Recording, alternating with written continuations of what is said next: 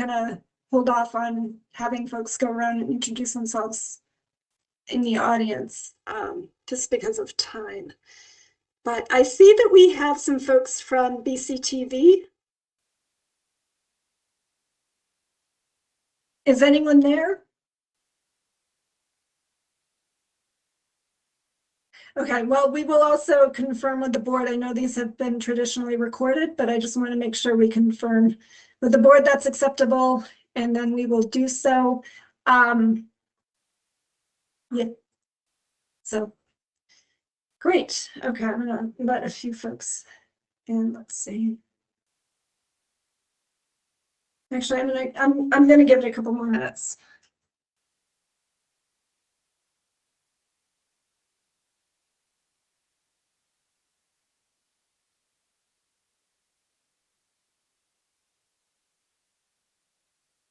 Hi, Raina.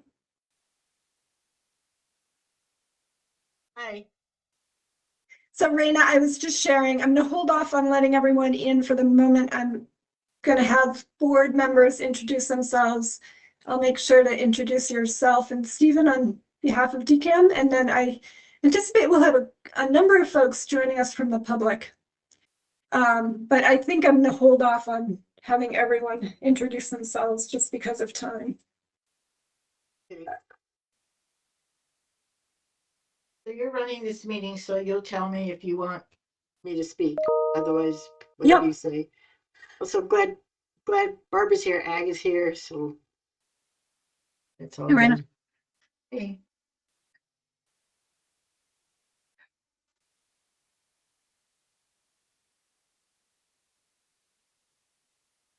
Warm in here. Usually my place is really cold.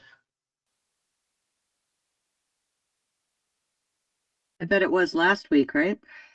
Oh, yeah.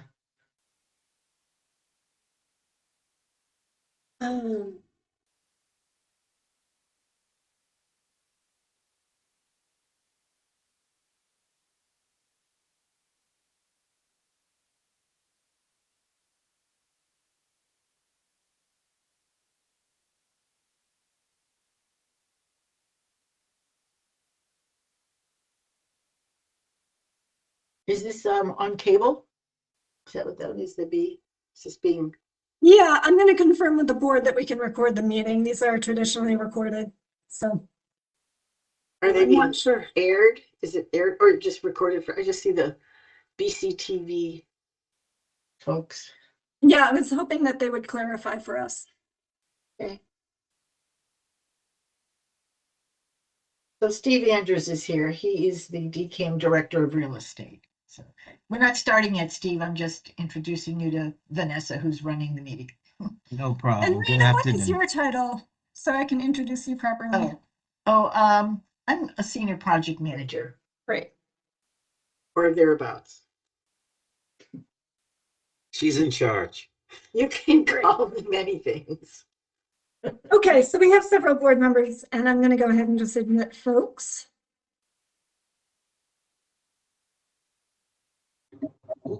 Goes.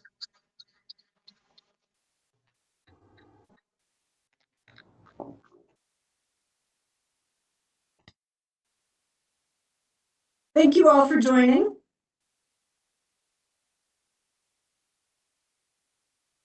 And so we're going to give folks another moment here to join us.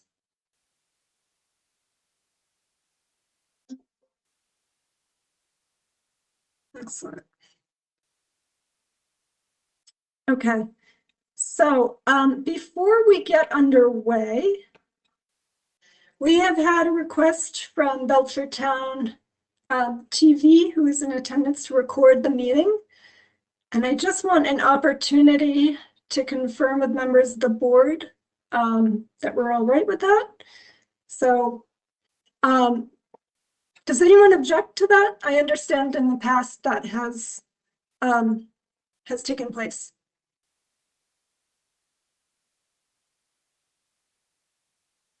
Okay, excellent. Well then, hearing no objections, we will record this meeting.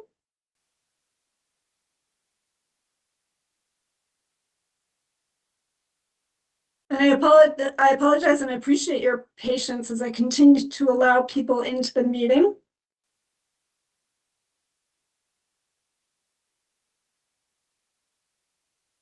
Great.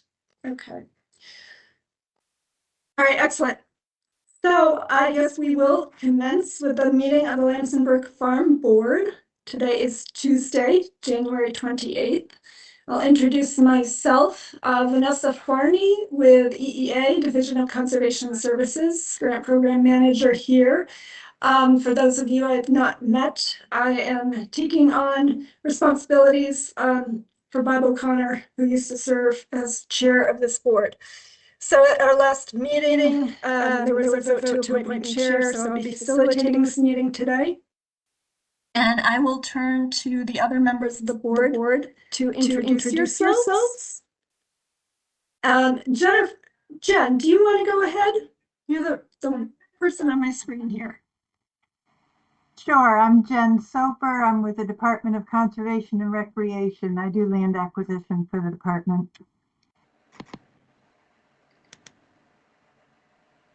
Barb, you're next. I'm not on the board. Yeah, I'm asking that we have members of the board introduce themselves so we can confirm we have a quorum before we get underway. This is Jared Kennedy. I'm the designee for Commissioner Randall at the Department of Ag Resources. Thank you. I'm Tammy Ryan. I am on the Agricultural Commission and for the town of Belchertown. I'm Jonathan Spiegel. I'm on the Belchertown Economic Development Industrial Corporation Board. Excellent. Who are we missing?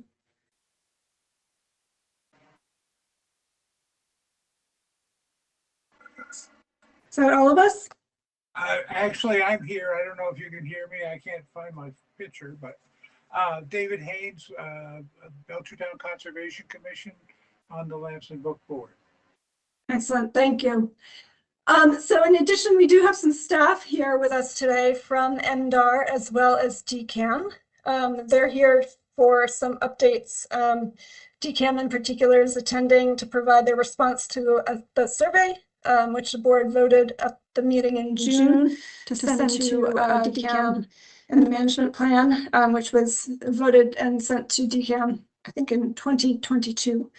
And then for some updates pertaining to the commercial farm parcels and the conversation between DCAMM and MDAR. So why don't I turn it over to staff from MDAR to introduce yourself? Barbara?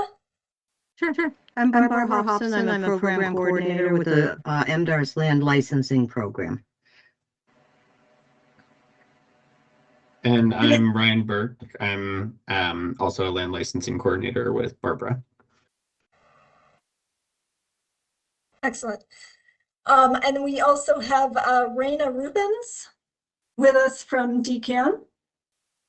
Yes, I'm Raina Rubin. I'm Senior Project Manager with the DCAMM Office of Real Estate Management. And I believe we want to have Steve also introduce himself from DCAMM. I don't see him, but. Let me unmute. My name is Stephen Andrews. I'm the Director of the Office of Real Estate Management at DCAMM. Wonderful. It's great to have both of you and folks from MDAR joining us today, so thank you. I am going to say that because we have a number of members of the public here today, which is great, but in the interest of time, I'm going to hold off on having everyone introduce themselves. That said, I do believe I did receive some RSVPs from a couple elected officials, so I don't know if Jennifer Turner from Belchertown Select Board is here and would like to introduce herself. I just want to acknowledge you if you are on the call today. I am, thank you. Great, thank you. Are there other elected officials from the town that I should acknowledge? Okay, excellent. And I understand we also have Chief Hawley with the Hassan-Numisco Nipmuc. So I want to acknowledge both of you. I am here, thank you. Wonderful.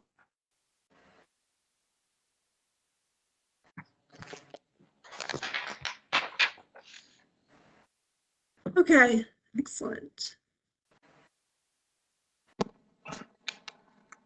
Okay, so we have a fairly full agenda. As I mentioned, DCAMM staff are here to provide DCAMM's response to the survey and management plan and to provide any update that they may be able to on the division's work to address some of the legislation and sort of the impasse that I think DCAMM and the delegation have found themselves in. I also anticipate an update from DCAMM and MDAR on work right now on the conveyance of some of the commercial farm parcels.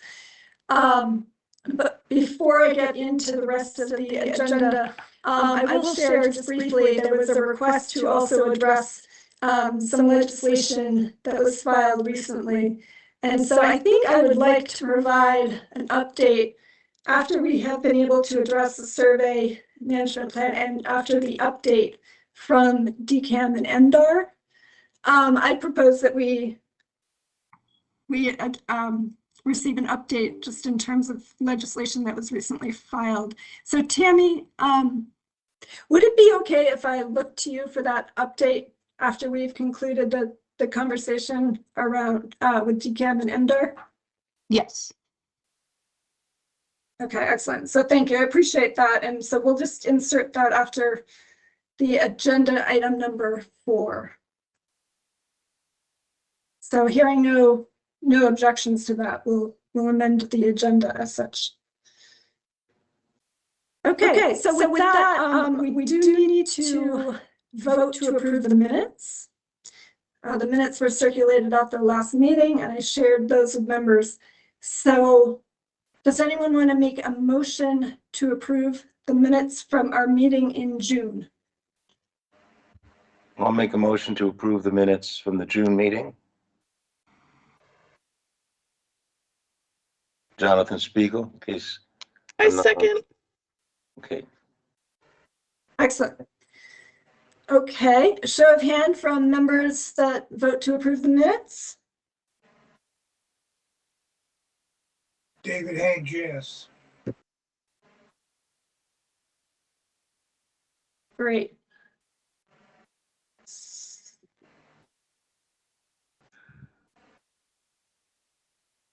Okay. So we have it seconded and vote to approve, passed. Yes, I believe so. Gerard, you voted yes? Yep. So it's unanimous. Thank you. It can be challenging for me to see hands. If you raise your electronic hands, I can see those. Otherwise, it's a little challenging for me to see it in the camera. I can't see everyone. So, okay, thank you. So I think with that, we will turn it over to DCAMM's response to the survey and management plan. Just as a reminder, the board met in June. We voted to approve and send the property survey to DCAMM for next steps. There was also a vote back in November of 2022 that approved the management plan for DCAMM's acceptance. So we have Raina and Stephen here with us today from DCAMM. I've allocated about 10 to 15 minutes for this discussion. I would propose that we review the modifications to the survey. I'm hoping those are straightforward. Raina, my understanding is that DCAMM does not have specific comments on the management plan. If we have time after that, we could address some of the comments received from the agencies, but I do want to take time to confirm proposed changes to the survey plan first. So, Raina, may I turn it over to you for that? Sure. I didn't know, did you want me to put the survey up or just, ours is very simple. We just wanted to make sure that the access drive from George Hannum Drive that goes to the landfill and the compost site is shown extending all the way to the compost site. That's really the only change that we wanted to see. We had mentioned a width of the driveway, but for usefulness, I don't know if it needs to be specified on the plan, but we wanted to make sure that it was clear what we wanted. And then I think I'm almost tempted, I'm tempted to let Ag explain their changes, but they're very similar. I think it's just making sure that there's proper access shown to a field that might become landlocked if a piece is sold between, I think again, it's George Hannum Road and one of the commercial ag fields. I can turn it over to Barb, but that's all. We just wanted to make sure that there's an access from the road to that field in the event that the property in front of it between them and the street is sold. Mhm. And I think the other one was just a clarification of the drive. I'm calling it a driveway onto the site, but I'm going to ask probably Barbara Hobson because she worked with us on putting it on the plan. Sure. Yeah, there were just two minor changes. One was from commercial farm parcel number 9. That's the one over on George Hannum. That we need an easement to go across community farm parcel 10 to get to George Hannum, so it's not landlocked.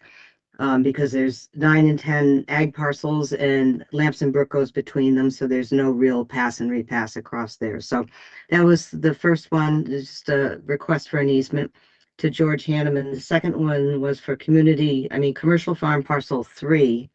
There is an easement delineated on the survey. I believe it's referred to as easement K, that goes across the community farm parcel like 1, 2, and 2A.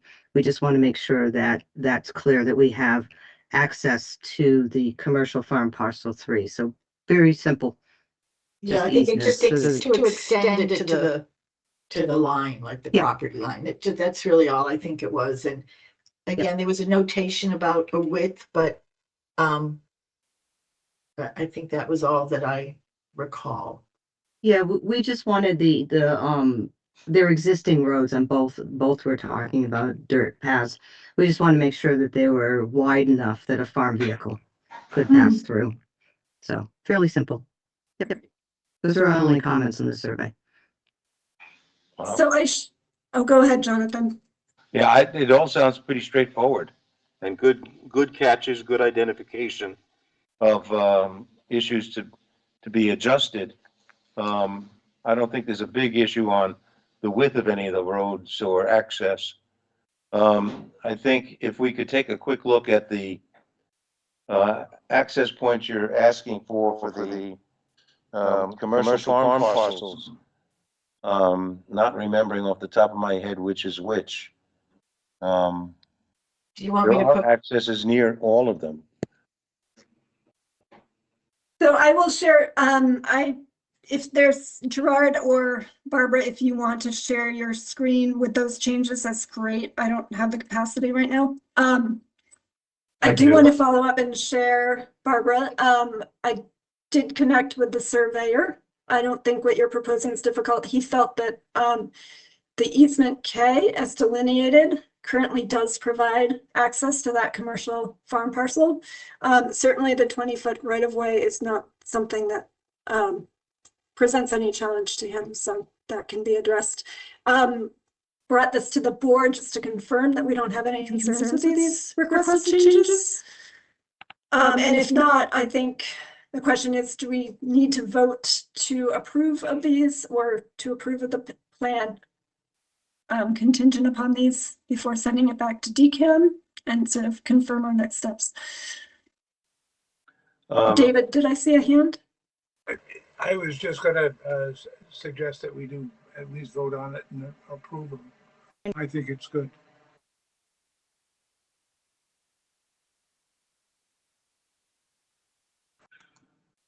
And Jonathan, I just saw your hand.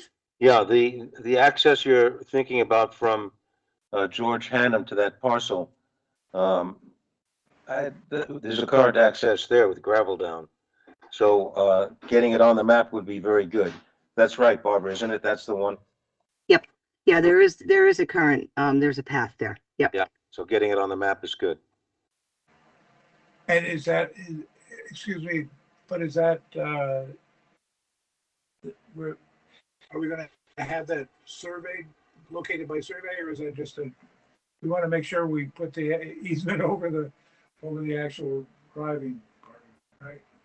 Does that need an additional survey, or are we good to go there? So my understanding is the surveyor would get out there on the property to identify that road and make sure that aligns with the easement on the survey. Correct. Good. Excellent.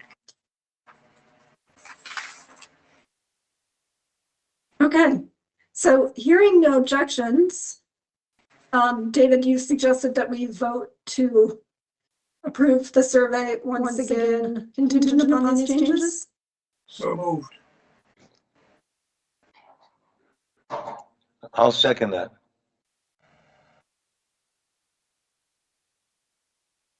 Great. Okay. Pete So Westover had a comment there before we vote. Is there a comment on the survey here? Pete, did you have a comment? Do you mind identifying yourself as well for those of us who may not know you? Are you talking to me, Jonathan, Pete Westover? Yes. I don't have a comment, no. Okay. I think, I don't know of any difficulty with the survey as it is. Thank you. Hi. If allowed, I would like to make a question or comment regarding the survey and one detail. Certainly, do you mind identifying Yes, yourself? my name is Gregory Mori of the New England Small Farm Institute, although my title there is for my other organizations, of course, but New England Small Farm Institute, Gregory. Hey, I heard the comments about minor changes to the survey based on some access but I don't recall where this stands, but this has been raised before, the issue of the hay barn having been included into the enterprise parcel when the request and the suggestion that it really should be part and is part of the community farm, both based on its function, its topography, and its access. So if minor changes can be made to the survey before it's, I don't know what status or finalized or approved, make a request or suggestion that such amendment be looked at and changed to have the hay barn as part of the community farm parcel, and not the enterprise zone, again, based on the topography, how it gets accessed over the community farm, and its actual function as a hay barn. That's the comment.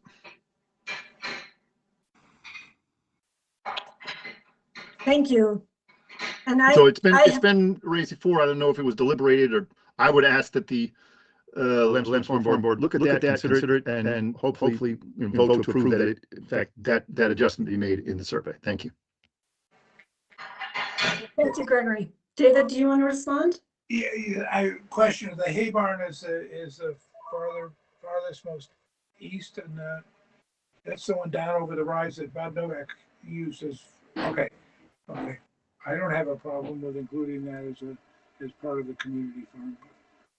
I don't know why it wasn't, or was, or whatever. Let me ask Raina here, just sort of a technical thing. If we were to approve all changes pending review of that one item, is that okay? I mean. Yeah, I'm thinking, actually. Yeah. I'm thinking while you're talking that, there's going to be these last changes, whatever you guys decide on this. And then I believe the survey will do a final version, and it will be part of the, is it an A&R, the Form A application? Maybe we can look at it all together, because I know we have to, instead of making two reviews, or I don't know. I mean, whatever works for everyone.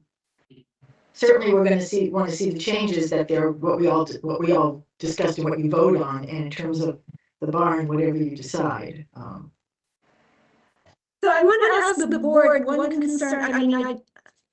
And again, I'm deferring to the board in terms of whether this has been considered in the past. I think I'm looking at the survey.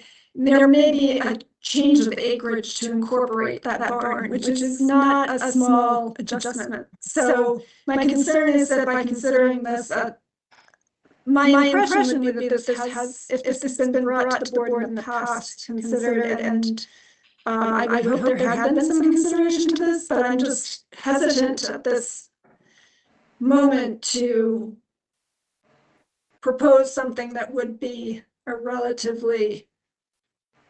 a more significant change to the survey impacting acreage. So does the board have thoughts on that? I mean, we're at a place here where I was hoping we would be able to approve the survey pending these relatively minor changes and move forward, but I think what's being proposed is that we reevaluate the configuration of some of the property lines for these different parcels, and that could have impacts on acreage. David? Yes, I have a question. I mean, it looks like, okay, the community farm parcel is the parcel directly across from Jepson House, I believe. And to incorporate that into the hay barn into that, we're going to require a whole reconfiguring of the access into the enterprise zone. Is that not true? Okay, that's a question, because that would really complicate the whole matter. But if part of the community farm is to the northwest there, it could be jog over and come into that. But I don't know. If you could, Greg, if you could explain. I wonder if it would help to put up the plan. So, am I speaking? No, David, should I continue or should I wait? It's up to Vanessa. I should go. I don't know if I was given the floor or not. Oh, I was going to defer to Jonathan, who also had a comment there, and then Tammy. All right. But I do have something to clarify about what David mentioned. Yeah. Okay. If I may. Sure, go ahead. Okay, so the access to that barn is over what is now the community farm parcel, what is designated as the community farm parcel. So to include it in the enterprise zone is very awkward because you would not access it through. You would have to go over community farm to get to it. And so, as I mentioned, both the topography, it's down a slope, its function as a hay barn, and how it's accessed, it really doesn't make sense to be part of the enterprise zone. And it isn't a large bit, it's just a small, it's not much acreage, it's a small amount, it just goes down and includes it. So it really should be included as part of the community farm.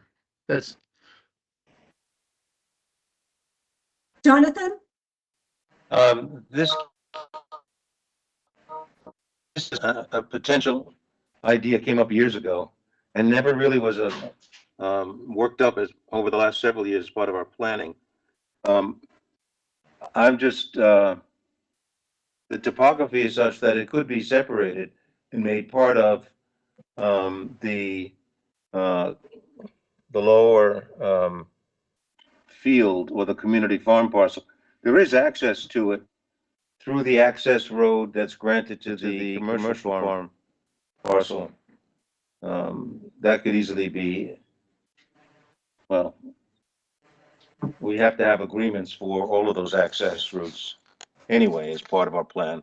Yeah, I think it was raised in the past, but I don't believe it was ever really discussed by the LDF in detail. That's correct. Yeah. So I guess I want to hear from the board how we're proceeding, because I feel like this change, I mean, is a reasonably significant change. I'm not specifically familiar with the access configurations and such. So I think we need to have it delineated and reviewed by the surveyor. So I feel like we're at a point here where we just need to determine if we're prepared to consider this, and if so, what our next steps are. On the other hand, we're at a place here where, you know, I think we had voted to approve this plan at the last meeting to send to DCAMM, and the intention here today was to sort of receive that response and determine if we approve of those changes. So I'd like to hear from the rest of the board in terms of how we proceed here. Jonathan? My view is if it's possible to take this up subsequently at a different meeting, for our work in the future, and make an adjustment to the map, which should not be difficult, but it'll be another piece of work. In the meantime, we'll have this set. We're not going to have immediate action in the next 6 months that'll move these properties one way or another to anybody. So I don't know if I would like to know if DCAMM feels that we could modify the map modestly, like we're talking about, subsequent to a follow-on vote that we might have. Then I would support passing the map as it is today, and with the understanding that there may be more than one modification that we may discover, like the good ones that were proposed by Raina and Barbara today, or in the notes that they sent along. So there may be others that have to be modified also in the future. So I think my only concern with that is if we vote to approve of this plan, the next step was really for DCAMM to file the forms for plan. My impression was that DCAMM would be able to proceed and that the intention was to record the survey.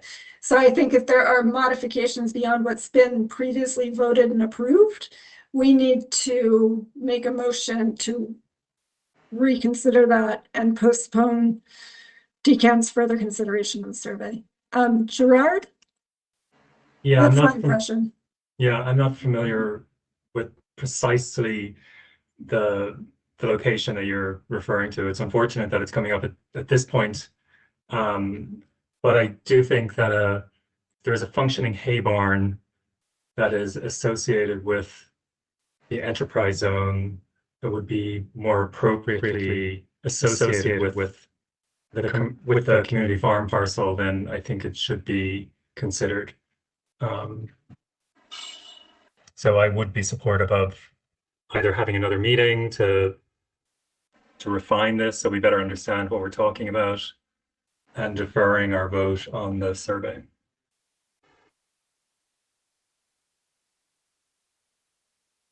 So are folks in favor of deferring the vote? Or do we want to proceed? David? Yes, can we put the plan up quickly, just because I still don't see how you can get access from the community farm over there without completely regrowing all those property lines. You still have access to the enterprises. So I will pull up my survey and see if I can share my screen. Thank you. I do want to acknowledge as well the time. So why don't we take a quick look at this and then determine sort of how we want to proceed. So my impression, let me see if I can zoom in on this, is that we're looking at, can folks see my screen here? Yes. Yes. Am I looking at the right area here? Yes. Okay. Zoom in a little bit.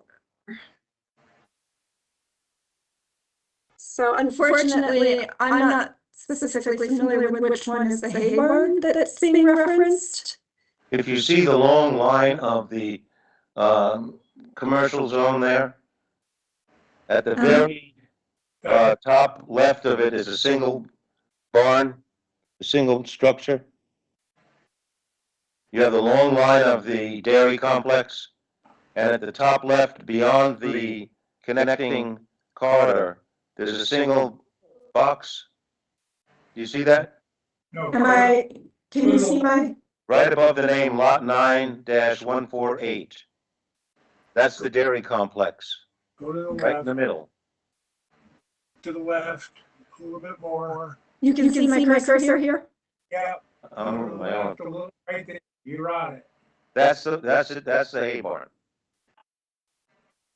So this would present us with significant changes to the parcel configuration. And so I just raised that for the board. I'm not familiar with the conversations and the work that has gone into this, but I know it's been substantial. And we are at a place where we voted to approve this plan at the last meeting in June. So I guess I just want to hear from the board how we want to proceed with this.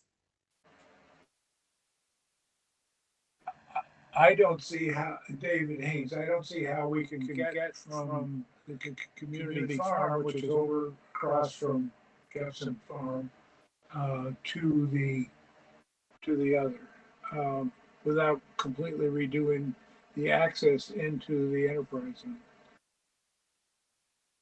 Unless there's part of the community farm is over to the left, over on parcel H. But that is, I think, a commercial parcel.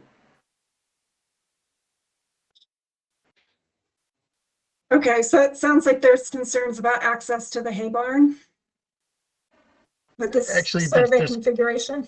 Oh, sorry, I raised my hand. There's community farm parcel over there as well.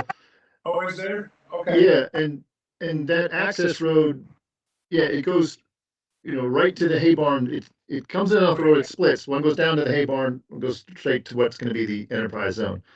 Yeah, I know that road. Yeah.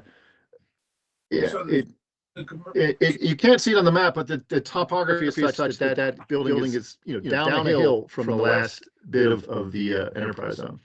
So there's no real connection between it and the other parts of the dairy complex. Correct. And there's just over that property line that we've got on there, that's also community garden? Is that what you're saying? Right, correct me if I'm wrong, but those parcels further to the left in H are also part of community farm. Some of those parcels. Then it would be good. I think that's right, where it says note 8. I think you've got community farm and then you got commercial farm left of that. Okay. Yes, that note 8, yeah, correct, yeah. And the Brook, This portion is community farm here, yes, and this part is enterprise. correct. This is community farm here. So it would just be a jog out of that property line and going out and around the hay barn. Okay. And that wouldn't, I mean, talk to the surveyor, but that doesn't look like a major change. No, it would not have to be.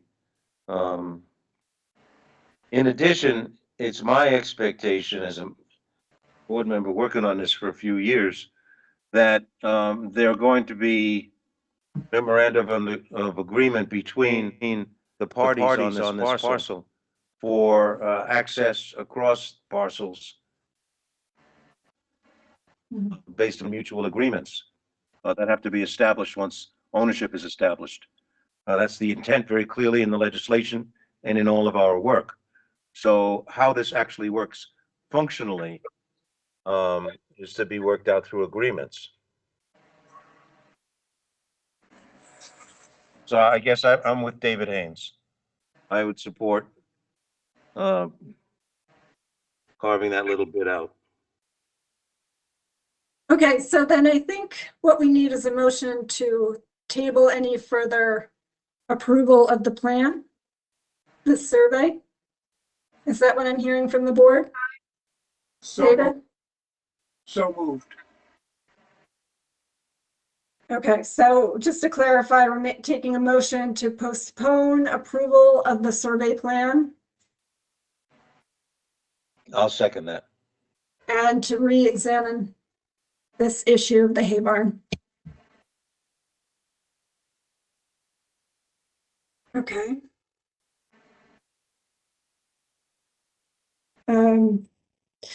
So this is something that we will need to resolve. I don't think we can resolve it here today, but I think we'll need to touch base, David, Jonathan, and Greg to address on the ground at the surveyor. And then I think the board is going to need to reconvene to resubmit the survey to DCAMM. It would seem. Okay. All right, so we'll postpone the approval of the survey. And for purposes of time, we'll move on. Let me stop sharing my screen. Did we need to take a vote? I Yeah, heard yeah, we have a motion we have a motion. that was approved, seconded. So we should take a vote. So all voting for a motion to postpone approval of the survey to provide time to re-examine this issue of the hay barn. In favor? I see Aye. David, Aye. Aye. Aye. Jonathan, and Gerard. David. And we need Jen and Tammy as well. So I have 3 votes. Do I have any others? I saw Tammy nodding her head. Did you vote? No, but Tammy didn't vote. Okay. I'm not sure what to do here if we have 3 votes. We have, I want to make sure You're that good. 3 votes is enough. okay. yeah, I want to make sure that the board supports postponing further consideration of the survey at this point. Isn't Jen on the board too? Yep. yes, Is- I didn't see a vote from Jen. Jen? Do you Yeah, have- I vote with 2 hands. And the reason is we've been struggling with this for 15 years. Let's get it right. I had hoped that once the survey was put on the screen, folks could sort of piece it out right here, right now. I like what Vanessa summarized, which was David, Jonathan, and Greg meet on site with a surveyor, get this hashed out. Bring it back next week I for agree. final vote. Okay. Okay, so we will follow up on that issue. Raina, for now, I think we are at a place where we'll need to follow up in terms of what the next steps are for DCAMM, but at this point, the board needs to resolve this issue with the surveyor.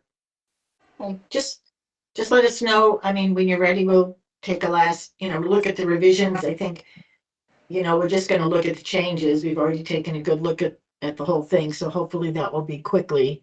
And it's mostly, I think, agriculture issues. So we'll Okay. look to them. Yeah. And I'm gonna propose that we hold off on any discussion of the management plan. The only item that came up, well, I don't know that we need to. Yeah, I think in the interest of time, I would propose that we hold off on that discussion for now.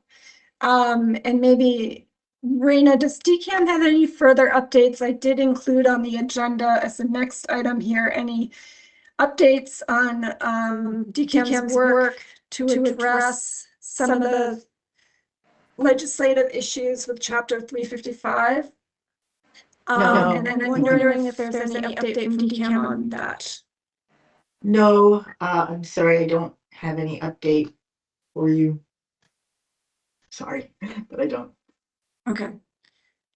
My recollection at the time of our last meeting in June that we acknowledged that there's sort of this impasse between the Belchertown State Delegation and DCAMM on the need for these amendments to law and allow DCAMM to proceed. So I think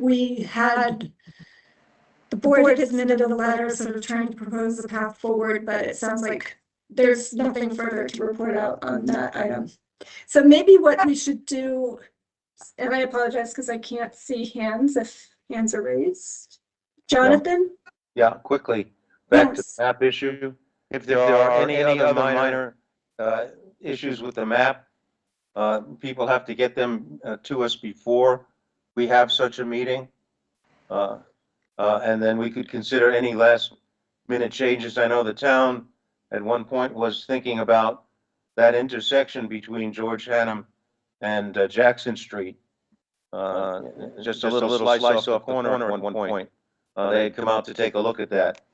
So I'll make sure that if there's something they want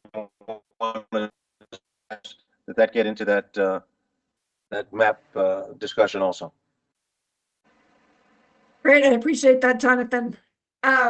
You know, as the board does take these votes, it's important that we try to vet these issues prior to approving surveys. So I'm glad that we're catching this. I know a lot of work has gone into this, so part of me suspects that this may have been something that came up maybe early on, but some further conversation is welcome.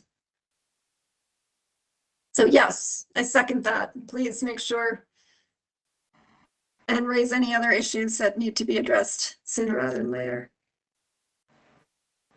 Let's move on to the update on the conveyance of commercial farm parcels to MDAR. Obviously, I think without being able to approve this survey at the moment,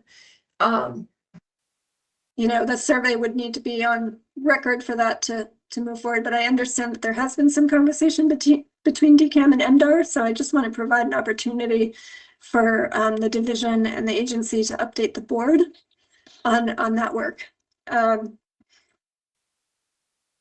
So I'm going to turn it over to Raina and Gerard for that update.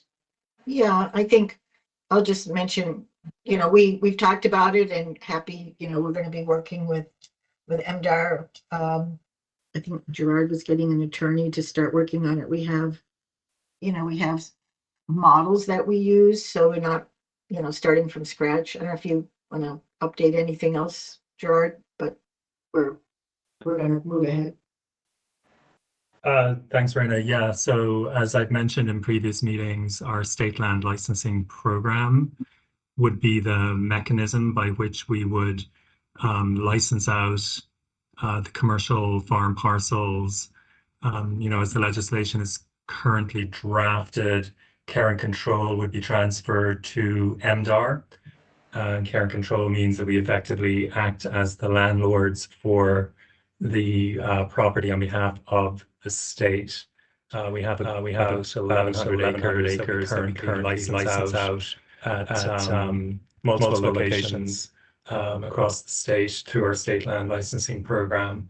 And we would follow a similar model if and when care and control is transferred to MDAR.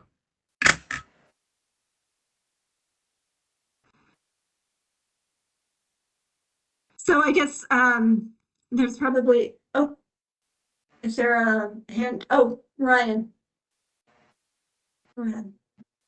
I just wanted to add that we, with DCAMM, have also operated the farmland licensing program through a memorandum in lieu of a care and control, or sometimes whilst the care and control agreement is being negotiated and signed. And that's something we've done in the past as well. Cool.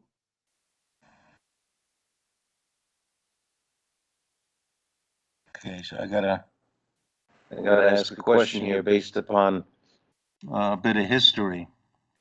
At one point in the development of this entire effort, we had put on the table two items relative to the management plan concept and the Lampsom Brook Farmstead Board concept, whereby it might be possible, and we've not done this yet, but it might be possible for the state to create MOUs with the Lampsom Brook Farmstead Board for rents to go to the board. I think there was one person from MDAR from AGR who, if I can quote her exactly, said, we don't need those rents.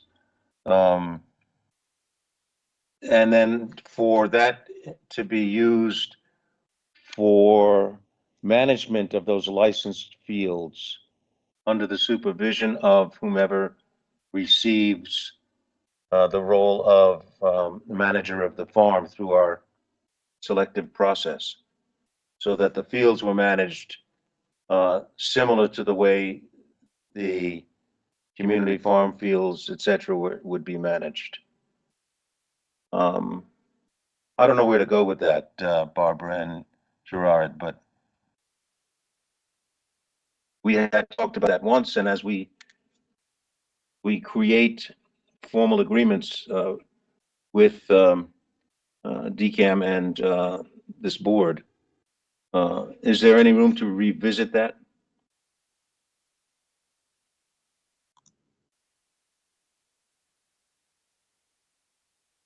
I guess not a lot of room, huh? No, I'm sorry, I was just reading the legislation. I thought it was in the legislation regarding the license fees for the licensing of the commercial farm piece. I was trying to catch it in the legislation, which I have up on my screen here. So yeah, I mean, the way it currently works with the state land licensing program is that we do charge a license fee. It's relatively minor. It's not the principal factor that we look at when we're evaluating proposals for licenses. Those funds do go into the general fund. The Lampsom Brook legislation was different in that it created the trust to be managed by the board, and also for, you know, revenues from activities like the sale of the enterprise zone or ground leases or licenses to go into the trust. So that's the legislation as it's written. I don't know from a legal standpoint if we have two different pieces of legislation at odds with each other, but maybe this is a unique situation in which the license fees would go into the trust. Was that your question? Yes. Currently, there are very few sources of not only revenue, but also funds for the board to ensure, at least for some period of time, that all of this moves forward in the direction that we've been planning for. And once we come to decisions, that a decision coalesces all of that work into a path forward. So if you are currently discussing this with lawyers between the agencies, it would be the time to have them look at how that can be written into the agreements.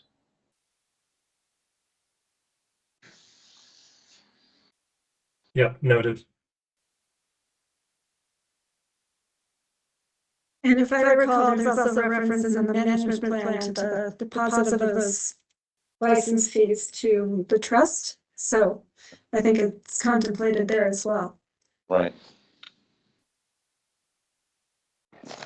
Okay.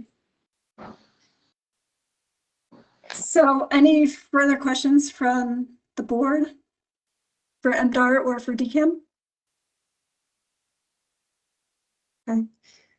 So appreciate opportunities at future meetings for the agency and division to keep us posted as that work is moving forward.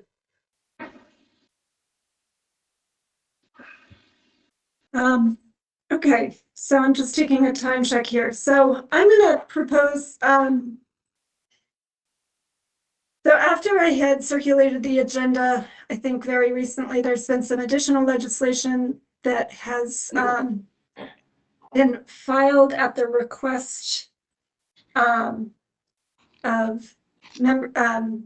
residents of Belchertown, including some legislation that was filed last month at Tammy Ryan's request.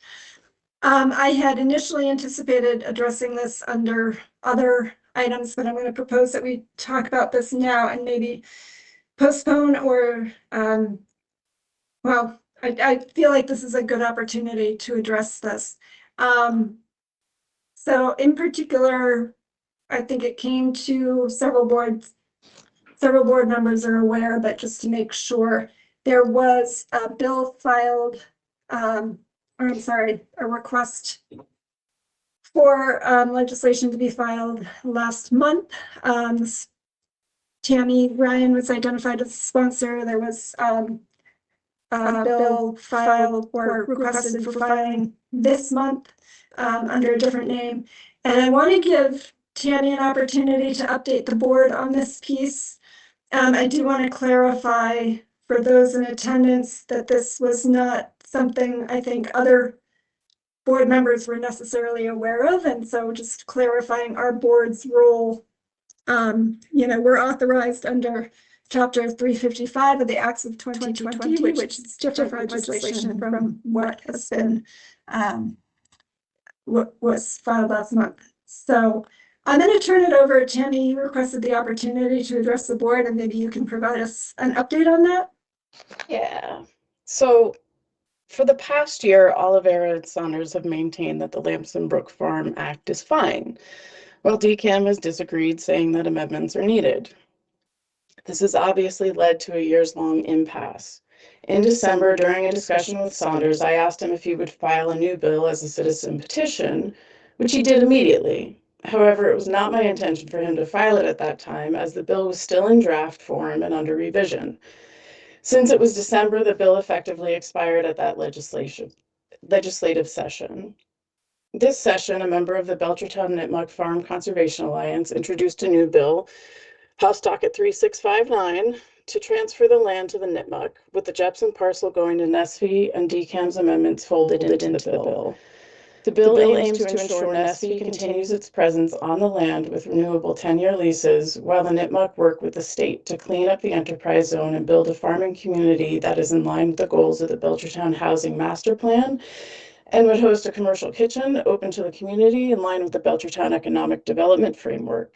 The legislation will preserve the open spaces, agricultural lands, and recreational areas that serve the community's ecological and recreational needs, in line with the goals of the Belchertown Open Space and Recreation Plan.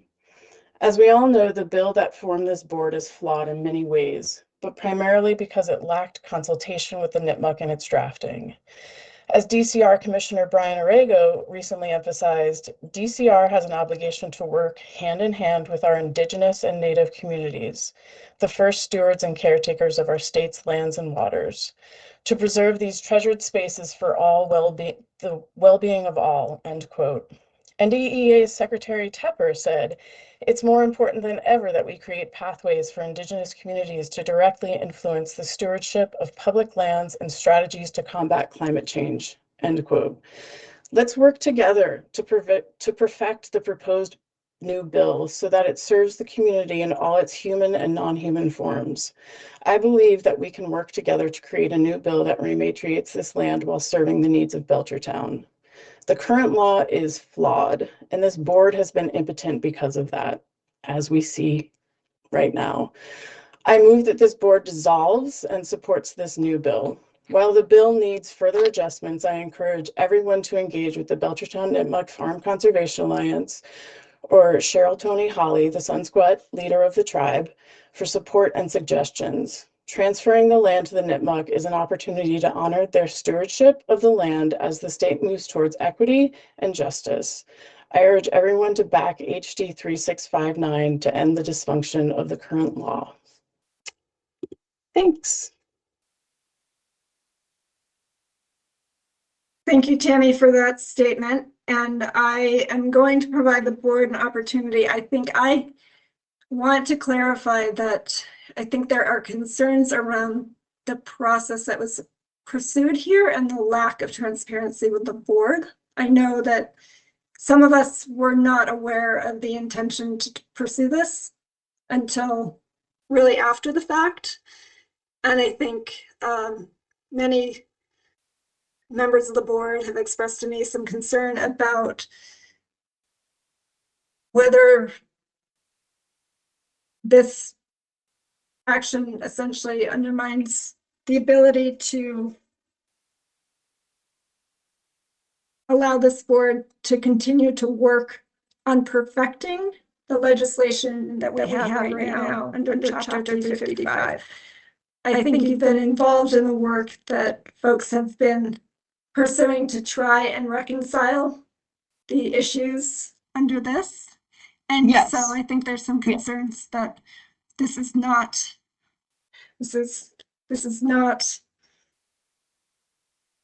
helping us to achieve that. So I'm not gonna say anything further because Can I just the respond to newest- that? Just because at our last meeting and subsequent meetings, we have discussed that we're at a standstill. Nothing is going to happen.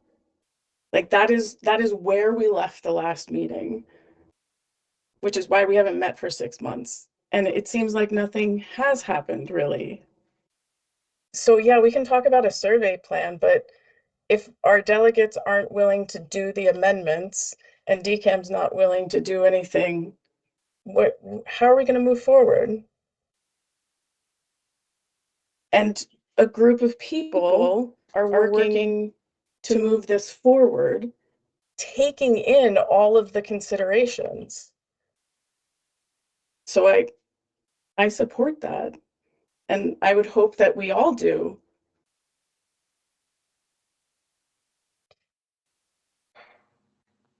So while that happened in December, which was not my intention with Aaron Saunders, I still think that this bill is less flawed than the one, it incorporates everybody's desires. So why not support the new bill?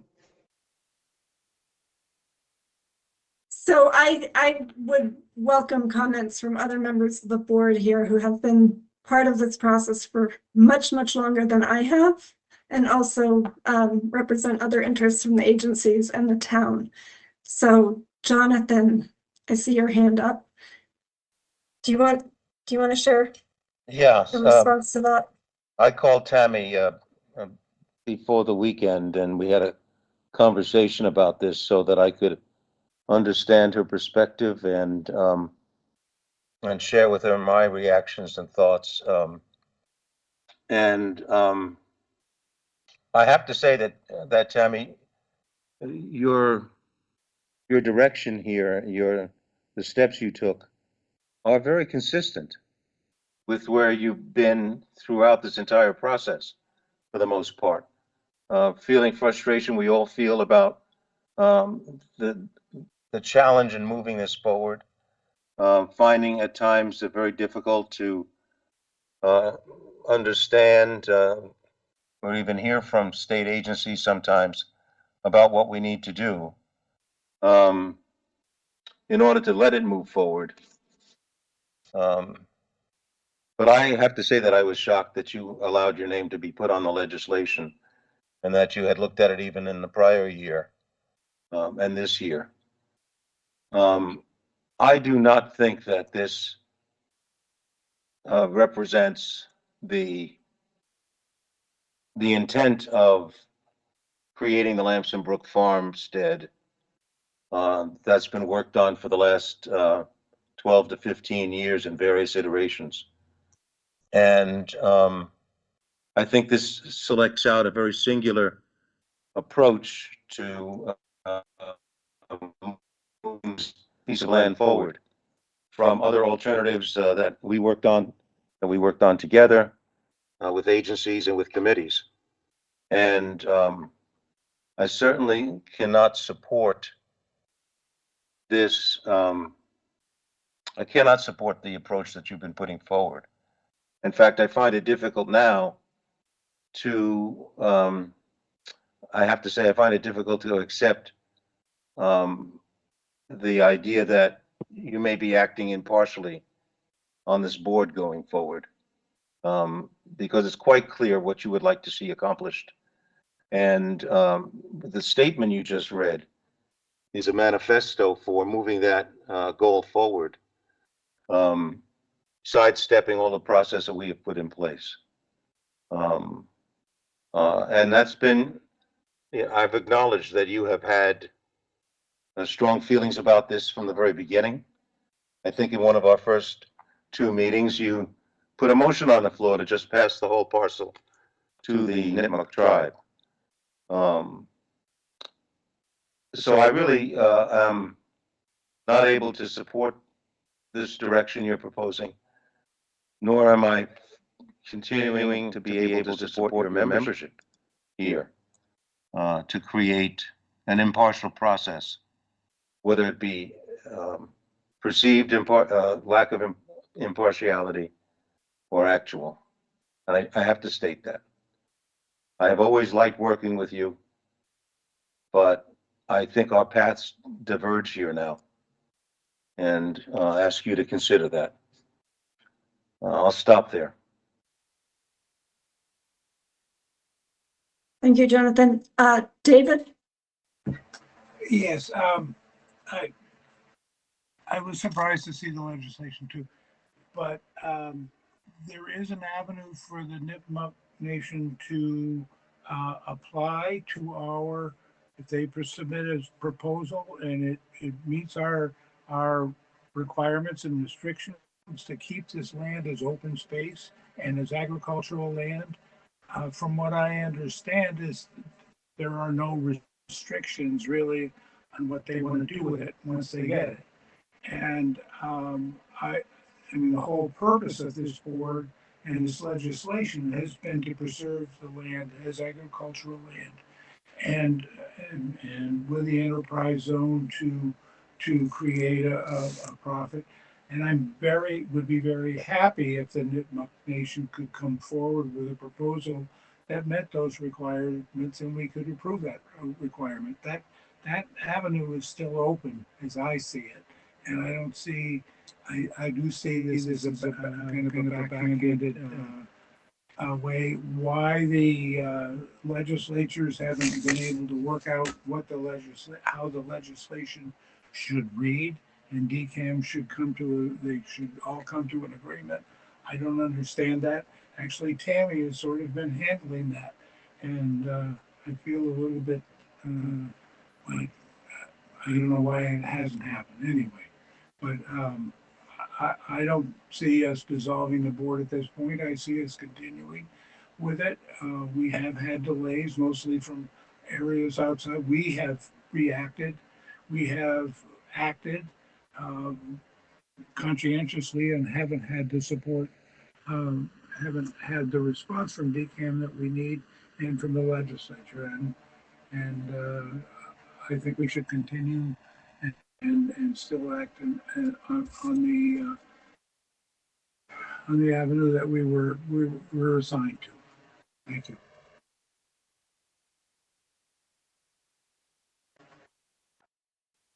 Thank you.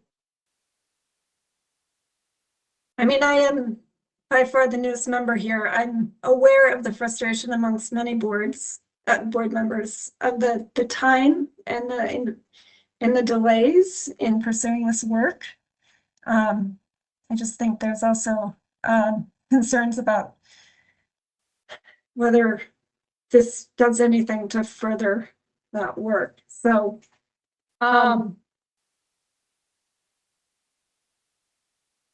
I guess I'm hearing one of my concerns would be having a board member take this position does sort of, back to Jonathan and I think David's point, the question of the impartiality of this board, if we are to continue our work. I don't hear support for dissolving this board, and I don't hear, so I think this board is committed to the work that we're pursuing, and I guess the question of impartiality has come up in both your comments. So can I respond to that? Tammy, go ahead. Yes. So impartiality, in a country that has excluded BIPOC farmers and people from owning land for many decades it feels laughable to me. Jonathan, who's been on the NESB board for many years as well, is of course impartial. Like we all have our biases, and it's really important to acknowledge that.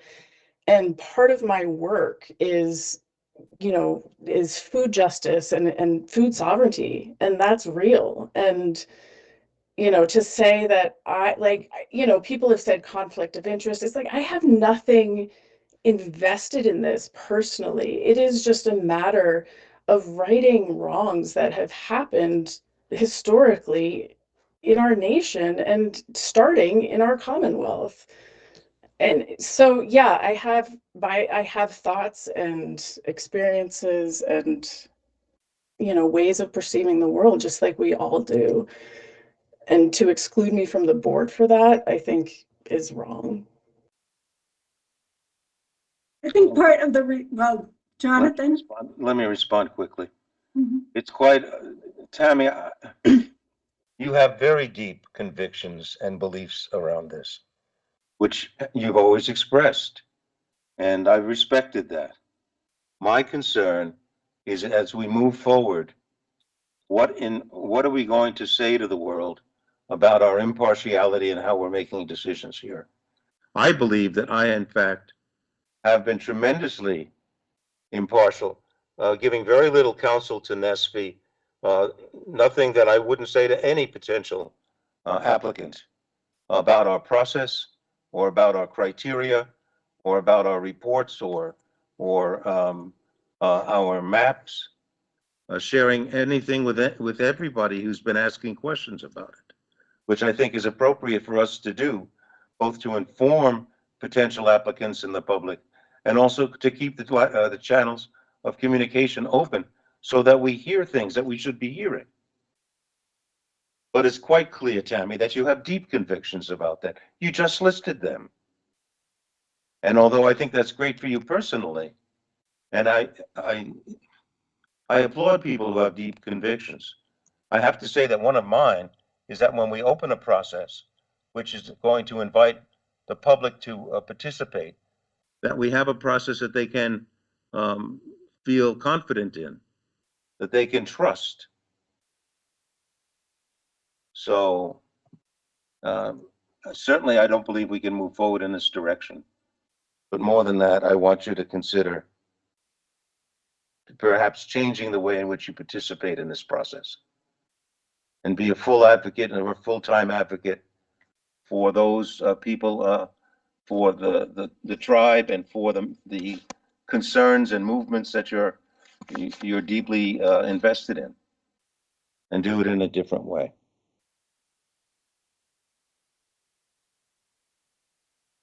So I will acknowledge there are other hands in the room, but I want to just provide the board members an opportunity to respond. One point I want to bring up is just the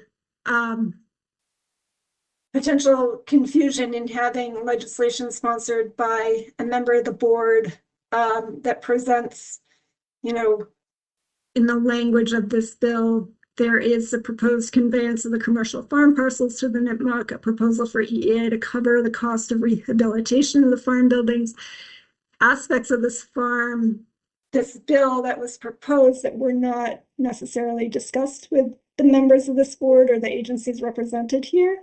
So, that's a concern as well. So just that point is, the confusion that can come about with a member of the board associated with legislation that is not something that has been vetted by this board. So I guess I'm happy to provide folks an opportunity here. I see that we have Rachel, if you want to introduce yourself, Chief Holly, and then Kurt Gertner, Assistant Secretary with EEA. So Rachel, your hand is up. Oh gosh, I think, are you talking to Rachel Telyushkin? I would refer to Cheryl. I'd like to hear her go first, obviously. Okay. Chief Holly.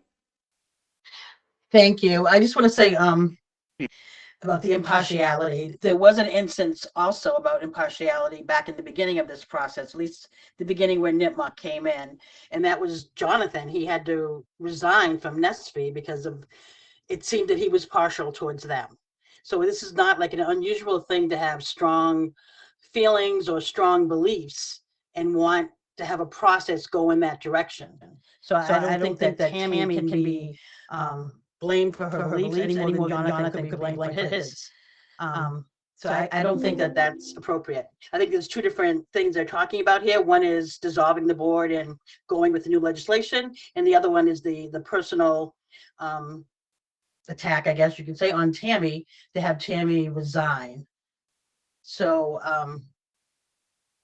I definitely don't agree with Tammy resigning unless she wishes to, but she is not the first person on this board to be accused of being partial to a side. I just want that to be in the record. Thank you. Kurt? Appreciate challenging topics being talked about here in the course of this meeting. Certainly, I guess not yet speaking for the Secretariat because this is something new to the conversation and reserves due consideration, but it seems personally to me as if strong opinions are not necessarily disqualifying. It's the integrity of what the board is able to advocate for as a group that I think we need to talk through a bit. And I would suggest that this needs a little function to sit with this conversation a bit, and I would discourage a hasty decision this evening as to how we might act on aspects of the conversation we're having. And mostly I want to listen to other members of the board and the community on this one as we try to work out how best to handle what's come up this evening and legislation that would propose something wholly different from what has been pursued for some time, and even the presence of this board itself. So I think I'll stop there. Thank you. Ellie and Molly, and I think given the time, well, yeah, let's go ahead and hear from both of you. Hi, my name is Ellie Vaughn. I am also on the Agriculture Commission in Belchertown, and I own a Phoenix fruit farm in town. I just wanted to also, kind of echo in some ways what Cheryl was saying about how opposing viewpoints definitely should not be grounds for, excluding someone from a board like this or any other. I think the whole point of having committees like this is to bring together many different points of view. And if people feel strongly about their points of view, all the better, because the more conversations, the more different ways through which we can view any given situation, the more closely we approach the truth. So, suggesting that somebody should be excluded from a board for strongly expressing viewpoints that are very different from yours is a much more dangerous thing than holding those strong viewpoints. So that's what I wanted to say. Molly?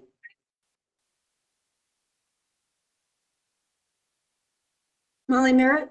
Hi, I'm sorry, just trying to figure out how to unmute. I also just want to point out, I think Rachel wanted to say something, so maybe we could circle back to her after I speak. But hi, I'm a community resident. I'm involved in sustainable agriculture. I've been following along with this issue for many, many years.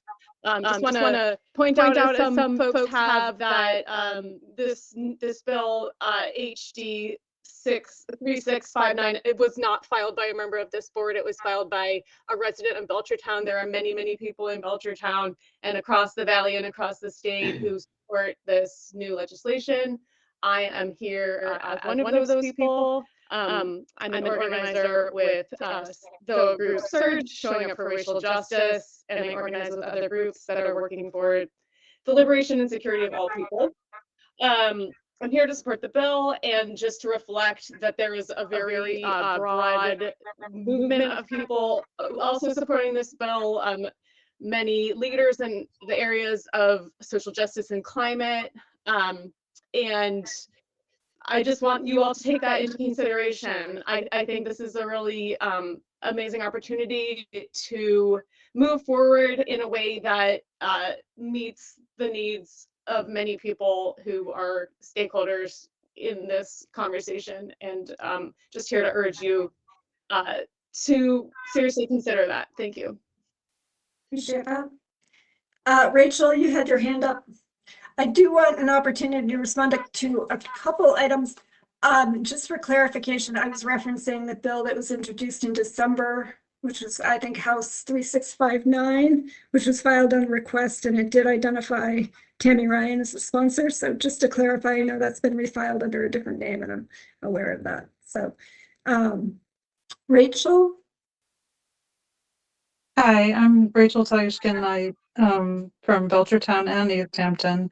And I want to make a very brief statement. I'm very nervous about talking in front of people, so I'll do my best. But I just have been thinking a lot about this issue around bias. And to me, the original bill had implicit bias because it gave the land, and it was written specifically to give land to Nestle. And that this bill, in fact, just kind of corrects that by giving land to the people of the Nipmuc and the people of Nestle. It does both. So it actually corrects bias rather than having bias. And I just also, from my own perspective of listening to Jonathan tell Tammy, well, you have strong feelings and you have this and you have that. And I think Tammy's pretty good about speaking for herself. So I agree that we don't need to kind of like tell people what they're feeling. I think people can speak for themselves, and I agree also that strong feelings, everybody has those. People who are on NSFE board have been on it. We spent quite a bit of time in this meeting talking with a board member, the director, I think, of NSFE. So that's all. Thank you for listening. I know we have a number of other hands raised. I just want to check in terms of time. So we're at about 5:15. I want to check in with the board. I had initially identified the opportunity to address a pending issue from the last board meeting. So if folks recall, I was nominated as the board chair and I was willing to accept that, but on the condition that we identify other board officers. And I think at this point, given the time, I would propose we table that for a later date. I guess, how does the board feel? I'm proposing we table that, but I am still, anyways, I guess I would propose that we table that given the time, but are there any objections to that or other thoughts? David? Not for me. I agree. Okay with me. Makes sense. We also have on the agenda a placeholder for any other items raised by the board. So before I proceed and provide additional time for public comments, I want to come back to this agenda and just identify whether there are any members of the board that do have other items that we feel we need to devote time to, or if the board would prefer to continue the conversation that we're in the midst of here.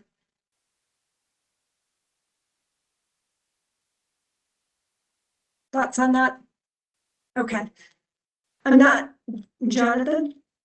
I just want to make a brief comment. If I was perceived as disparaging of Tammy, I'm sorry. That was never my intent. I respect her tremendously, and I've always enjoyed working with her. For the record, immediately after being appointed to this board, I resigned from the NSFE board to avoid conflict of interest. So I just want to make note of that. And my point here was that my strong feelings had to do with being committed to a process that would be fair to all who would choose to apply, to carry forward a concept that was put together by a lot of different people. And that's why I felt the way I did.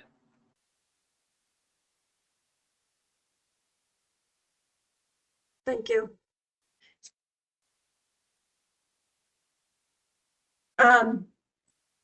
So yeah, I think I would second that it is not an objection to strong viewpoints on this board. That is quite welcome. I think certainly it's a question of process and the work with the board and communicating with the board and ensuring that if there is action taken by a member of the board or their legislative delegation, that's further coordinated.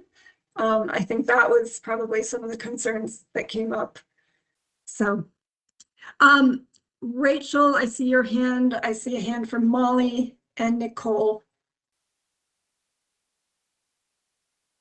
Am I missing? Let's see.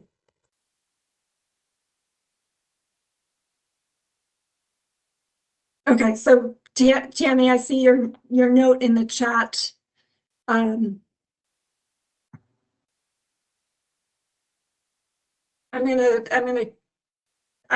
not able to monitor the chat at the same time. So if folks want to share their thoughts, Nicole.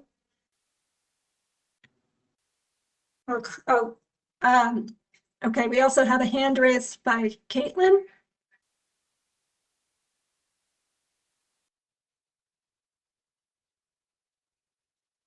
Are there comments from Charlotte Cassidy? Am I frozen?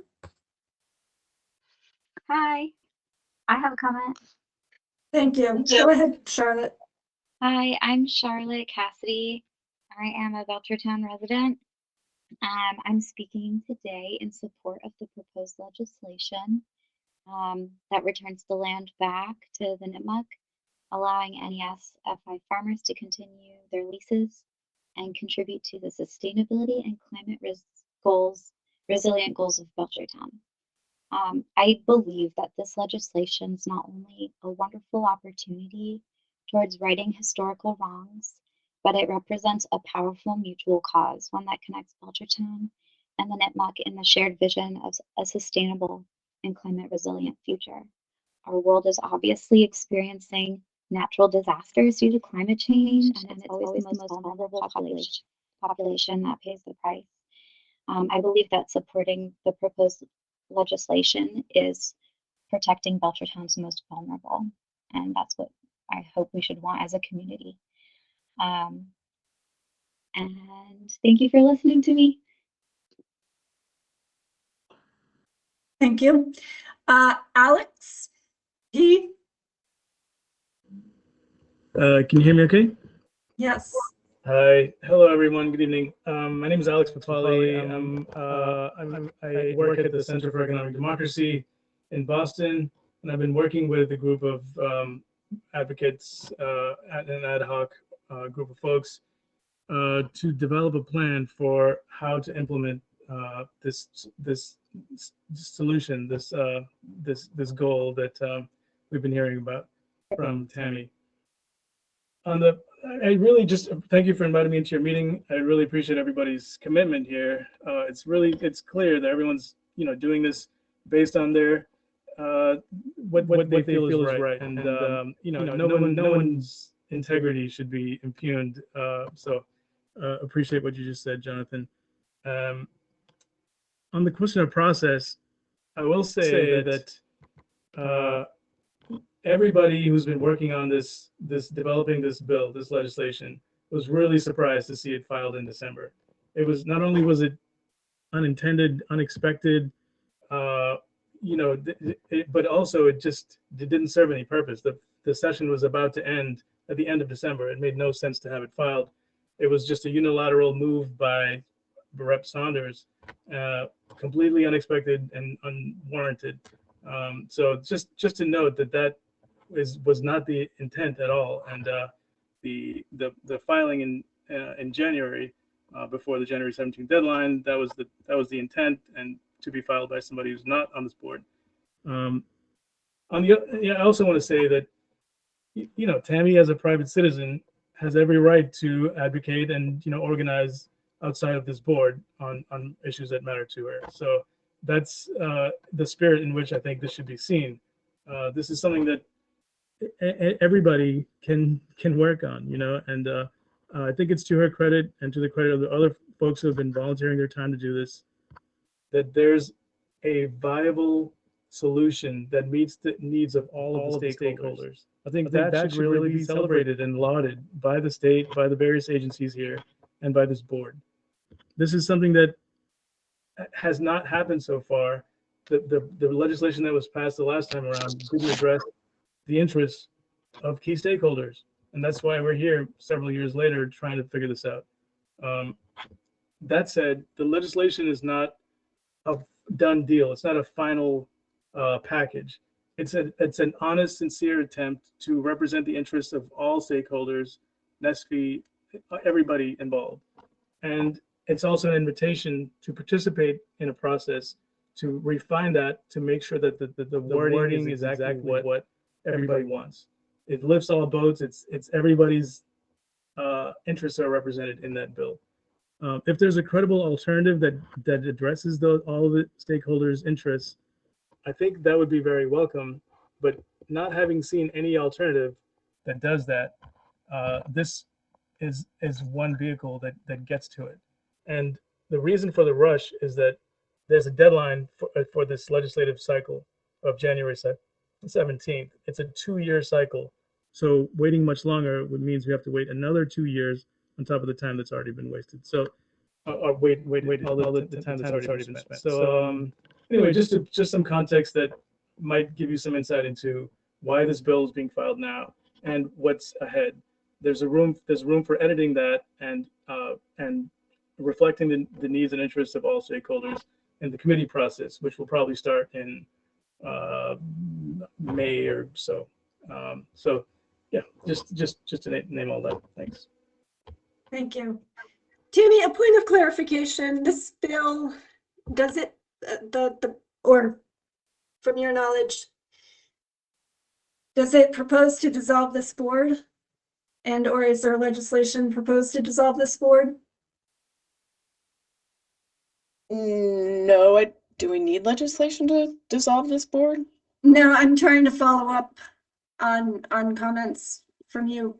I guess one question is, moving forward, if I guess, and I welcome thoughts from the rest of the board. I'm wondering, are you anticipating participating and advocating for legislation? And I just again raise the question of, as a board member who's also intended to reflect the interests of the board when interacting with delegates. Yeah. Is there a conflict there in terms of your role in this legislation and your role on this board? I mean, yeah, we can look into that. I mean, I raise that as a question for the rest of I'd like to hear from the rest of the board as to whether they have a concern there. And or what your proposed approach to that would be. David, do I see your hand? Yes, I mean, I am Tammy has very nicely volunteered to represent the board and contact and write letters, and she's very effective while writing, and I appreciate that. But if she, I guess I'd like to know more about what she's representing and how she's representing, and take it to the board and talk to the board before she does it. But whatever. I feel a little bit like I'm disappointed that we didn't know about this beforehand. And I'm not saying I don't support it. I'm just saying I hope she hasn't been going to the representatives from the board and saying she's from the board and this is what ought to happen without the board knowing about it.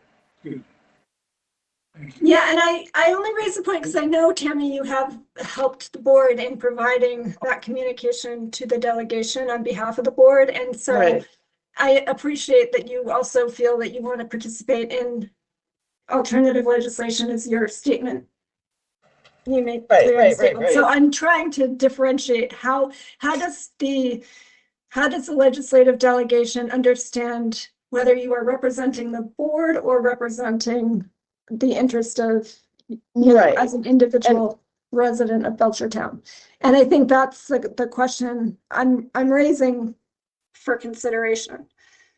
That's a totally valid question, and I get it. And so I think that's how this happened in December is, you know, I was just being super clear that I am speaking as a citizen and not as a board member. And you know, just trying to, and, you know, having conversations with Saunders about, you know, different topics and different issues. It's like, I would like to explore this further in a way of like, well, who are they talking to? Am I a board member one day and a citizen the next? Like, I don't, but like in my conversations with them in those email threads with DCAMM or whomever, it's, yeah.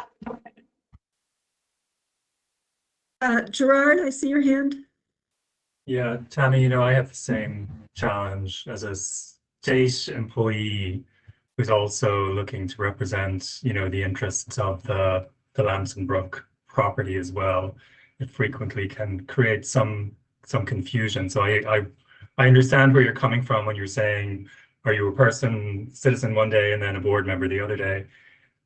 I do think though, when you look at the bylaws for the Lampsom Brook board, that the duties and responsibilities of the board are very clearly defined, and they are duties and responsibilities that came out of the legislation that was passed back in 2020.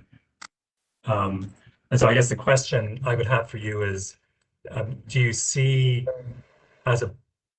in continuing as a board member, if you can continue to implement the duties and responsibilities of the board as they are defined in the bylaws?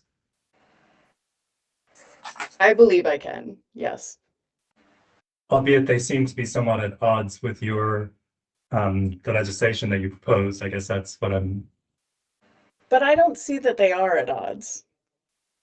Right? Like, I know, I mean, the way that I view it, and I have stated this over and over again, is that the chapter 355 isn't going anywhere. It's not doing anything. It's been 4 years. So that's my standpoint. And can I help the process along? Yes. Can I be an active part of this board that cares about the community and the well-being of what happens? Absolutely. I would like to just comment on you saying that it's not going anywhere. I do think acknowledging the work that Bob and the board has done over the last few years in completing the management plan and completing the survey, that was a heavy lift. I'm sorry, that you're they right. undertook, Yes. and the board did successfully complete those tasks and pass them over to DCAMM. So I wouldn't necessarily agree with your earlier comments about the board in that it's not going anywhere. There has been a delay, certainly, in moving forward, but I kind of think that we have DCAMM's attention and they've been responsive to us, and it does seem like there's some momentum there that perhaps wasn't there previously, that I think we should acknowledge as well. Okay, so we are past time. I want to check in with the board and identify, I mean, this has been a good discussion. We still have more hands. I'm happy to open up the public comments and just take any further public comments. Is there anything further that the board would like to address before we do so? And then adjourn? I think there's probably, yeah, Jonathan, I'm concerned that there may be confusion from the legislative delegation and from members of the public around, what the board is proposing and how we are, how our work proceeds and how this legislation proposed fits with that, doesn't fit with that, and who is, how do we clarify the board's position on this issue? Jonathan? Yeah, so we still have a responsibility and a charge which was given to us in legislation. And we have made progress. We've worked hard. Gerard, I appreciate your pointing that out. It's been a long haul, not just 3 years, but it's been who knows how many years. I would ask Raina your sense of what's going to happen next. From our viewpoint, the next big a milestone would be the approval by DCAMM of the management plan. And I would ask you if you have any guidance for us about how that might proceed. I'm very pleased that the map has reached a point where we've got all parties pretty much in agreement. That's good. That's great. But your sense of where the next big step might go and how. Well, with regard to the management plan, we did also pull together the comments, again, largely from, the Department of Agriculture and Department of Conservation and Recreation, the folks that are most involved with the property, Yes. and provided those.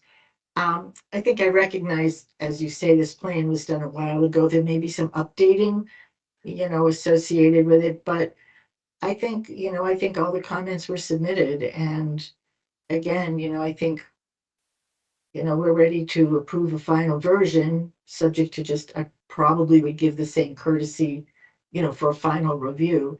And then there's a process laid out about approval and, the circulation or whatever. I'd have to refresh my memory on that, but. Right, it's convoluted. Yeah. Yeah, but we can do it. So I would ask if you could, I'm not sure I've seen those comments. I may have missed them in all the recent paperwork.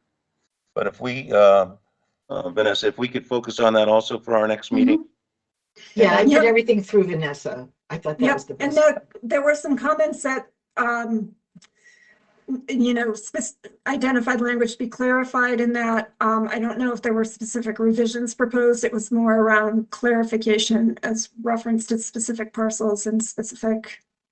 Yeah, so we could There are a certainly do couple that. I of think it's little also. sticky things that we could talk about, but I think you're right, another time. Yeah. Yeah. I think more importantly, we need to confirm the survey plan. And so actually this brings me back to the one remaining item under other topics. If we are to have another board meeting here, which I think we should do, I'm aware that the open meeting law amendment to allow virtual meetings, I think it expires March 30th. I don't know if anyone else knows anything about that, but my impression is that's expiring. So question to the board, do we want to meet virtually in advance of March 30th, specifically to resolve this question around the survey, and perhaps pick up the discussion of the management plan? I would say yes. Okay. And my alternative question, if we cannot get a time on calendars, is have these meetings been held in person? If so, I may just reach out individually to identify if we need to have meetings in person, where those would be hosted. We would need a physical location after March 30th. So I'll reach out to folks for suggestions. Jonathan? Maybe in the horse barn. Yeah. But I think let's try to get it in the next several weeks. Okay. Before the sea changes on us. I would suggest as soon as possible, as soon as we can get the surveyor out and make the changes to the survey plan so we can get at least that issue resolved as soon as possible. I would say try to do it within the next month. I would imagine these are not major things for the surveyor to do, and that would get it on the table. Again, I would like to see the comments back from DCAMM. I don't believe I've seen those. It's been, but I may have, and I can't be sure. But thank you all for working on this.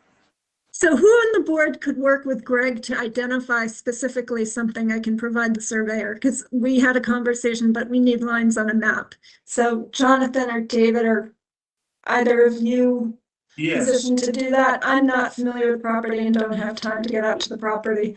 So maybe Pete Westover. Yeah, I'd be glad to come out. I know the area pretty well, and we'll see what we can figure out. So can I delegate that to someone? Jonathan or David? Yes. And Pete, yeah. Jonathan? Okay, so Jonathan, as a next step, you will work with Pete or with Greg to identify the specific proposed changes on the survey to bring back to the board for review and to share with the surveyor. It would be good to have David and Pete Westover participate in that. Yes. Yeah, thank you. Great. Okay, and I will work to identify a date on calendars before March 30th. Okay. And then we will still need to pick up this matter of voting to assign board officers, because that is still pending, and my role here is still contingent upon that. So, okay. Okay, with that, we are well over time. I would like to give folks an opportunity for public comment, but I would also advocate that we keep it brief. So is there anything further from members of the board? Okay. So with that, I'll turn to Caitlin. We have a hand from Caitlin.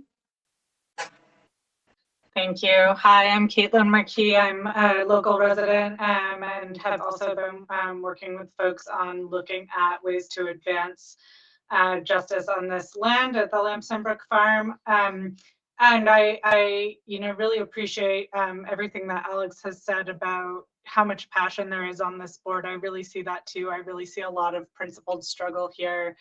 And I just want to name that I think there have been several times throughout the course of history that diverging from process is really what bends the arc of history toward justice. And I think what Tammy is advocating here for is a bending of that arc. And I think we can think about, we can think about it in terms of how the process is written to go, or we can think about it in terms of our values and what we care most deeply about. I think that returning land to Indigenous populations, reparations, making payments to Black Americans, these are the new civil rights movement. So I just urge the board to think about what side of that struggle you want to be on. Thank you. Thank you. I have a comment here from Chief Holly. I just want to clarify that I was responding to conversation that I had had with Tammy earlier. So I don't have the legislation in front of me, and I wanted to clarify a point with her, but I have read it. Nicole? Hi, are you able to hear me now? Yes, thank you. Okay, great. Sorry, I was having some issues with my mic earlier. Yeah, I've been infrastructure economist. I often work in a climate space internationally, but it's more relevant to this meeting. I'm a Belchertown resident. And I did put some comments in the chat there, but just for the record, I just wanted to voice my support for Bill HD 3659. And really the comment earlier on the call about having the Nipmuc people apply for, a portion of the land just came across a little tone deaf to me, as, it is originally native land. So I just wanted to point that out. Also, just because of my industry and my perspective, I'm quite concerned about the climate change we're seeing very long term. We're expected to see, fire prone conditions on the East Coast the same way we're seeing on the West Coast now. Obviously, we've all been following that news. And, there are things we need to do right now to protect ourselves, and native land management is an easy win there. All right, that's it. Thank you very much. Thank you. Francesca? Hi. I was hoping that maybe the board, or Tammy, you, but also the board could. Well, first, I have a question. Is it possible for the board, as constituted now? I mean, can the board support this legislation, putting aside the question of like dissolving the board? Like, if there was no issue about dissolving the board, if it was just that here's legislation, can the board support it? Can they? That's one question that I have that I'm not clear on. I have had really evolving feelings about this, about the whole situation. Lampsom Brook Farm and the land is really important to me. And initially, I didn't want to have things happen that were going to, I don't know, that were going to take it out of out of access for people in Belchertown.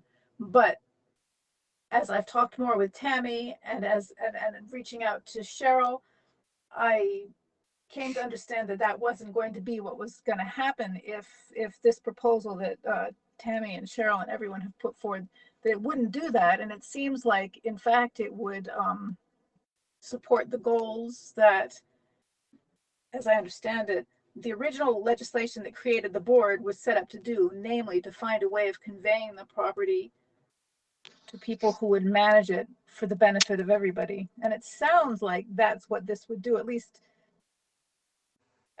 that's my understanding, having, you know, heard about the legislation and so on. So I guess my question is, I understand that the board is looking for, you know, a solution in accordance with earlier legislation, but would it be possible, technically speaking, for the board to support this legislation? Especially if the whole thing about dissolving the board was taken off the table. I haven't had a chance to talk to Tammy about this point earlier, but I don't quite know why that would be necessary. Maybe it would be necessary, but maybe it wouldn't be necessary. So would it be possible to support this outcome without that? That's my question. Thank you. Yeah, there's been a couple of comments about that, and I just want to clarify. Chief Holly sent a note earlier. How are we discussing a piece of legislation? How could we be discussing a piece of legislation we haven't read yet? That's actually the case.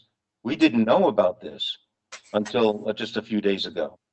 This is not an effort that we put forward, nor was this shared with us. So it kind of blindsided us in the sense that we really have difficulty talking about this and the ideas that you're proposing. So I just want to clarify that. And I was trying to clarify Tammy's remark in her statement, proposing to dissolve the board, and I was trying to clarify whether that was something she had proposed in the or that had been proposed in the legislation or not.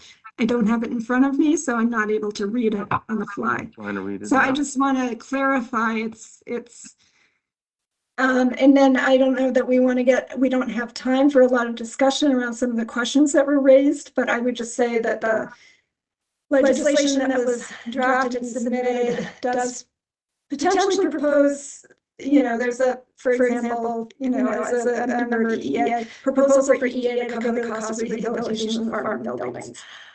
I'm not, EA obviously was not consulted on that, and I'm not aware that EA has any funding to provide for that. I think that probably would have been part of the discussion to date.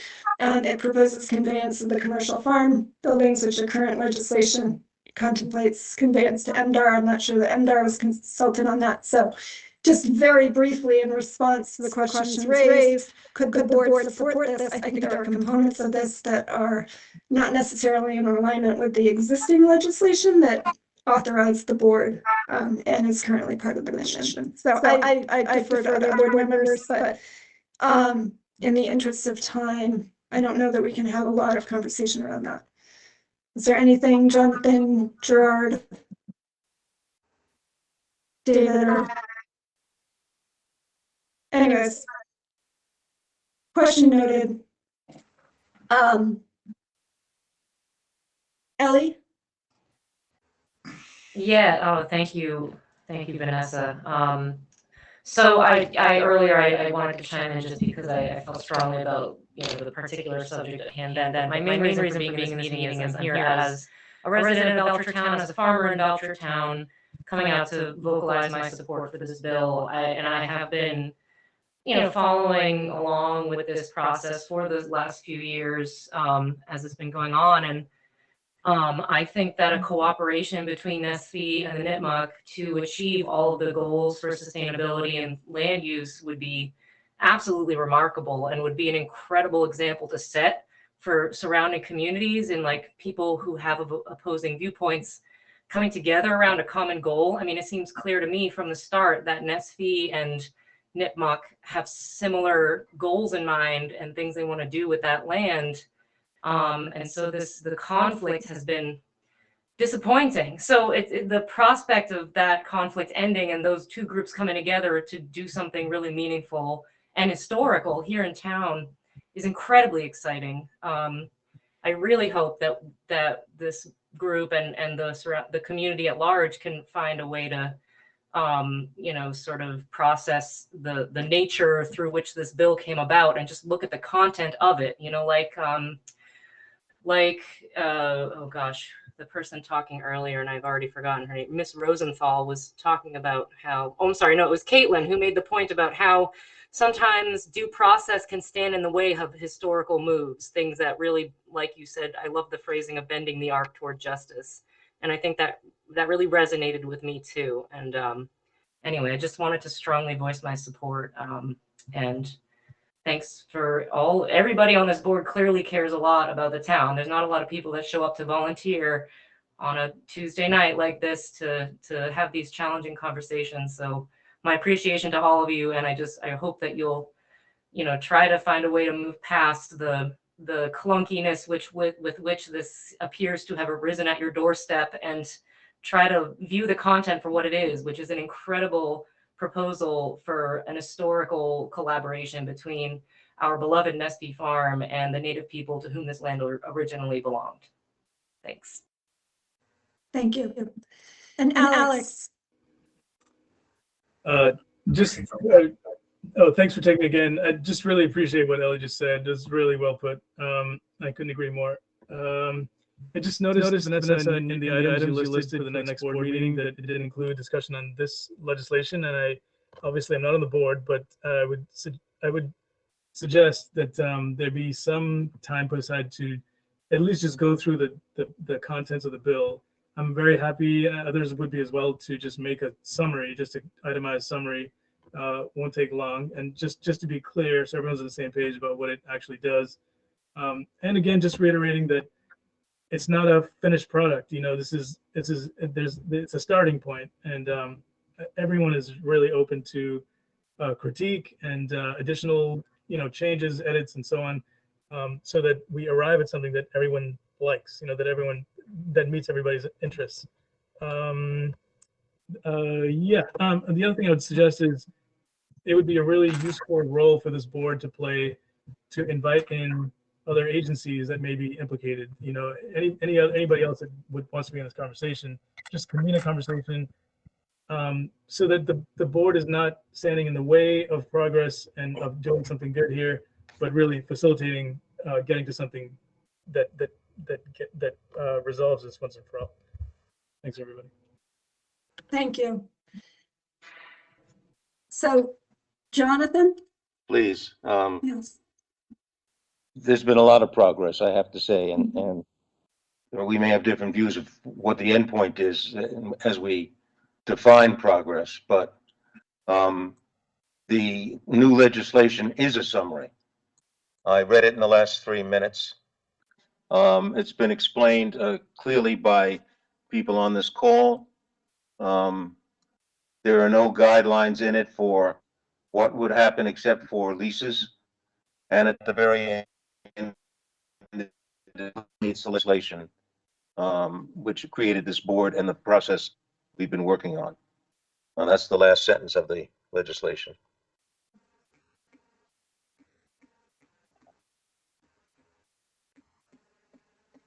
Okay. So I guess, is there anything further? We are well over time, so I just want to acknowledge the comments we received tonight and say thank you. Appreciate that. This has been a really good and robust conversation. And so